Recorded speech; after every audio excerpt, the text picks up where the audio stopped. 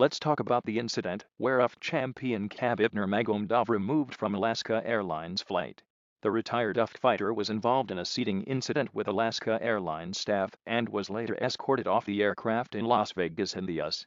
Footage has emerged online of Hall of Fame Khabib Nurmagomedov involved in a seating dispute with airline staff at Harry Reid International Airport in Las Vegas. The dispute centered around whether Nurmagomedov, who was sitting in the plane's exit row, was prepared or able to help other passengers in the event of an emergency. On the video, an Alaska Airlines flight attendant is seen asking the 36-year-old if he had the capacity to assist others from his window exit seat, should he be required to do so. Incident was recorded on another passenger's mobile phone, and the flight attendant is heard to say, "We cannot allow you to sit in the exit row.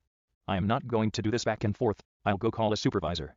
You can either take a different seat, or we can go ahead and escort you off the plane." Responded to the flight attendant by saying, "It's not fair."